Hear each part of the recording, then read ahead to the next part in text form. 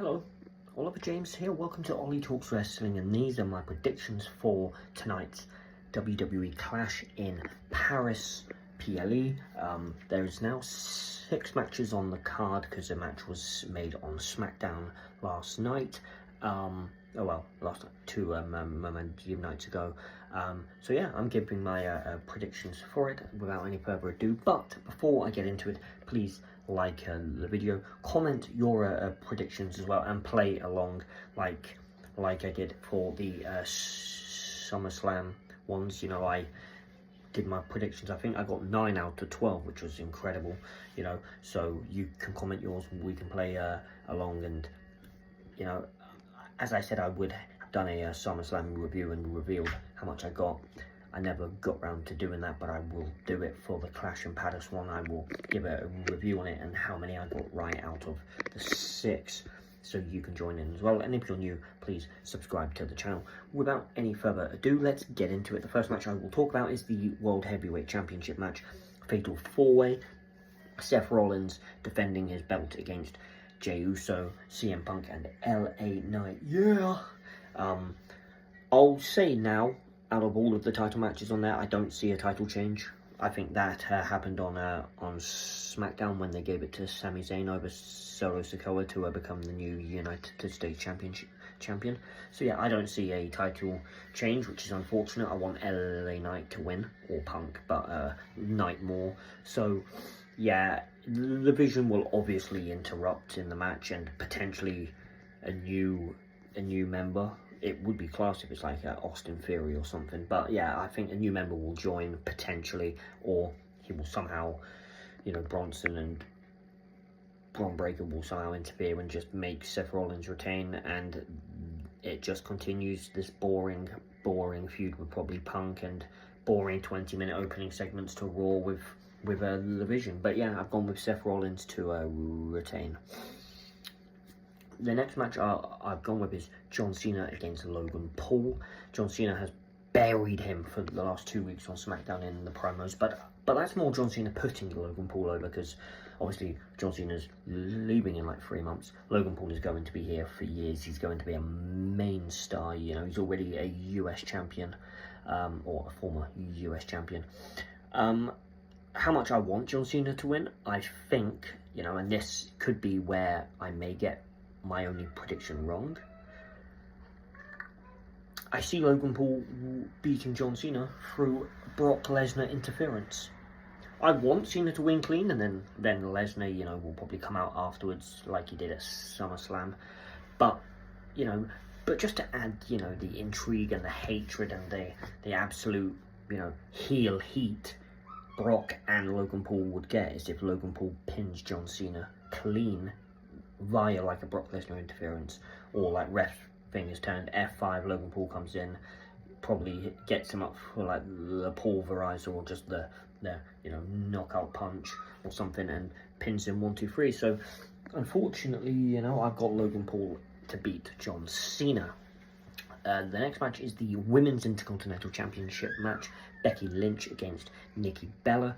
Like I said, I don't see a title change, and I see Becky Lynch retaining, which is probably for the best. I mean, look, I like Nikki Bella. She's been a fantastic, you know, women's wrestler throughout the years. You know, she put it on the map as well. But I think Becky Lynch, since turning heel, has been absolutely phenomenal, and she probably deserves to carry and to lift this women's IC title to keep it relevant, because I think when she loses it, it's just going to be probably like the women's US ones, and what the women's tag team titles were for a long time. Obscure, nothing. So, but she's got this where it's a major title, to be fair. Becky Lynch retains over Nikki Bella. The fourth match I will go with is the Sheamus against Rusev, a good old Donnybrook match. You know, I love Sheamus. I think he's a phenomenal wrestler. You know, the only title he's yet to win is the IC title. Now he's up against a, you know, Rusev, who came back a few months ago. Who needs it more? Rusev, obviously. He needs it more. Could they do where like whoever it you know, could this be like a kind of a bar situation, you know, where Sheamus and Cesaro, they all went through like a best of like 12 series, and then afterwards they became a tag team, and a very good tag team. Could this happen with Sheamus and Rusev, who were former friends at one point? But I think Rusev will pick up the win because, well, Sheamus doesn't, and you need it as much as Rusev. If Sheamus wins, then we know Rusev has just come back to be not even a mid-card, and should just be like a sort of jobber getting paid money and featuring on TV like he wasn't for AEW. But yeah, I've gone for Rusev to pick up the win in the good old-fashioned Donnybrook match. 2 more matches left. The next one I will go for is Roman Reigns against Bronson Reed. You know, this should take me about 5 seconds, but Roman Reigns is going to win. They're not going to give Big Bronson Reed the win. He needs it more. If Roman loses, it's not going to tarnish or taint the legacy of Roman Reigns. But if Bronson Reed cannot beat a big star, why is he in a big faction with the World Heavyweight Champion and this next big future monster in Braun Breaker, if he's just going to be there to take the pinfalls, hit an occasional tsunami and steal people's shoes? Ooh! But, you know, I think Bronson should win, but I've gone with Roman Reigns to win. And the last match is probably going to be the show stealer yet again, just like it was at SummerSlam. It is the World Tag Team Championship match, SmackDown one. The Wyatt Six of Joe Gacy and Dexter Lumis against the Street Profits of Angelo Dawkins and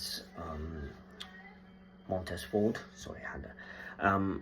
Yeah, I see Wyatt Six retaining, which is the best thing to happen. They've got so much to give. They've got so many decent matches. Gacy and Lumis are fantastic. Street Profits are phenomenal as well, by the way.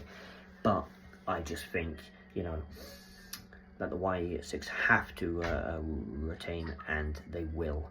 So yeah, that is my predictions for Clash and Parachute. It's only 6 matches, so like it shouldn't seem like a long ass prediction video, which is understandable. But yeah, remember to comment your predictions in the comments, like the video, and subscribe. And as always, take it easy. Peace.